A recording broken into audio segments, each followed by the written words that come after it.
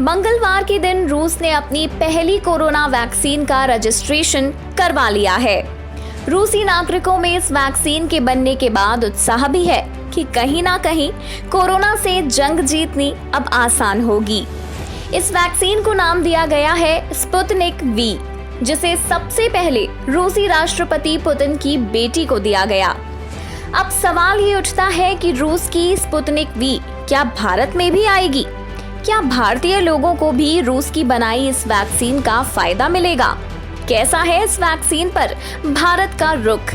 ये समझने के लिए सबसे पहले हम आपको बताएंगे कि WHO और बाकी के देश स्पुतनिक वी को कितना कारगर मानते हैं। दरअसल स्पुतनिक वी वैक्सीन पर कई तरह के सवाल उठाए जा रहे हैं। कोई भी देश और WHO इस बात को पचा नहीं पा रहा कि रूस ने इतने कम वक्त में कोरोना का इलाज निकाल दिया। WHO का मानना है कि इतने कम वक्त में कोरोना जैसी वैश्विक महामारी की वैक्सीन निकालना जल्दबाजी है। वैक्सीन बनाने के लिए पर्याप्त प्रयोग और रिसर्च की जरूरत है, जो इतने कम वक्त में संभव नहीं है। वहीं अमेरिका और ब्रिटेन जैसे देश भी इस वैक्सीन का बनना स्वीकार नहीं कर पा रहे हैं। इन देशों का मानना है कि पर्याप्त ट्रायल्स के बिना वे अपने नागरिकों को ये वैक्सीन नहीं देंगे। वहीं कुछ देशों का ये भी कहना है कि जब तक रूस के नागरिकों पर इस वैक्सीन का पुख्ता असर वो नहीं देख लेते, इसका इस्तेमाल नहीं किया जाएगा। अब ये तो दुनिया भर के देशों की राय है, लेकिन भारत का इस बारे में क्या मत है, ये भी जान लेते हैं। फिलहाल रूसी वैक्सीन का कोई पुख्ता परीक्षण या ठीक होता हुआ केस सामने नहीं आया है, इसलिए भारत भी इस पर विचार करेगा। वहीं एम्स के डायरेक्टर डॉक्टर रणदीप गुलेरिया का भी इस पर बयान सामने आया। रणदीप गुलेरिया, जो कि कोरोना के खिलाफ भारत की लड़ाई को लीड कर रहे हैं, उनके मुताबिक वैक्सीन के टीके का सेफ होना एक बहुत बड़ा चैलेंज है। इसके अलावा वो टेस्टिंग के सैंपल का आकार भी जानना चाहते हैं।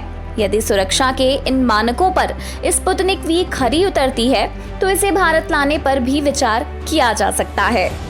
वही बात अगर रूस की करें तो फिलहाल स्पुतनिक वी वैक्सीन का इस्तेमाल सबसे पहले पुतिन की बेटी पर किया गया है और ताज़ा जानकारी के मुताबिक उनकी बेटी के शरीर के तापमान में गिरावट भी आई है, जो कि वैक्सीन की सफलता की ओर एक बड़ा इशारा है।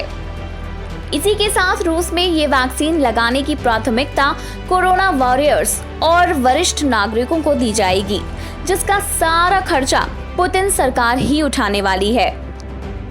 साथ ही कोरोना के मामले में भारत में लगातार मामले बढ़ते ही जा रहे हैं।